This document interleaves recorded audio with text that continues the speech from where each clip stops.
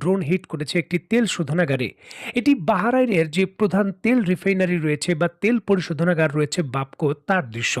বাহরাইনের অর্থনীতির মূল স্তম্ভ হলো এটি। প্রতিদিন প্রায় 4 লক্ষ ব্যারেল জ্বালানি তেল পরিশোধন করে এই তেল রিফাইনারিটি।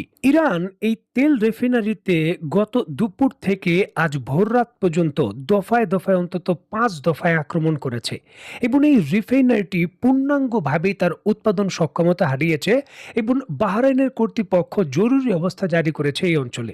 এখন প্রশ্নটা হলো যে এই রিফাইনারিকে কেন বারবার টার্গেট করা হচ্ছে? দেখুন, আন্তর্জাতিক সামরিক বিশেষজ্ঞ এবং বড় বড় থিঙ্ক ট্যাঙ্ক বলছেন ইরানে হামলার জন্য যুক্তরাষ্ট্রের যুদ্ধ বিমান, যুদ্ধ জাহাজগুলো যেই জ্বালানি তেল পায় বাহরাইনের এই তেল ক্ষেত্র থেকেই সরবরাহ করা হয়। যত ধরনের জেট ফিউল রয়েছে মধ্যপ্রাচ্যে, সকল ধরনের জেট ফিউল যুক্তরাষ্ট্রের জন্য বাহরাইনের এই তেল ক্ষেত্র সরবরাহ করে থাকে। দেখুন, যদি শত্রুকে আপনি নিবৃত করতে চান এবং শত্রুর সক্ষমতাকে গুড়িয়ে দিতে চান, তাহলে তার লজিস্টিক সাপোর্টের যে সাপ্লাই চেইন রয়েছে তা অবশ্যই ভাঙতে হবে।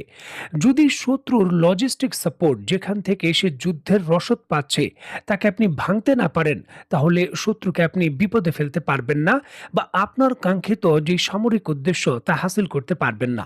এই ক্ষেত্রে ইরান খুবই পরিকল্পিতভাবে যুক্তরাষ্ট্রের সামরিক বাহিনীকে যেই সকল তেল পরিশোধনাগার সাপ্লাই দেয়, সকলগুলোকে তারা গুড়িয়ে দেওয়ার সিদ্ধান্ত নিয়েছে। দেখুন, এই বাহরাইনের তেল ক্ষেত্র থেকে ইসরায়েলকেও যুদ্ধকালীন তেল সাপ্লাই দেওয়া হতো। দেখুন, দীর্ঘকালীন যুদ্ধের প্রস্তুতি নিয়ে ইরান মাঠে নেমেছে। ইরান শর্টকাট কোনো পন্থা অবলম্বন করতে চায় না। যদি আন্তর্জাতিকভাবে পৃথিবীর সকল দেশের অর্থনীতিকে ইরান হিট করতে না পারে, তাহলে ইরানের যে কাঙ্ক্ষিত উদ্দেশ্য রয়েছে তা সফল হবে না। আর পৃথিবীর সকল দেশের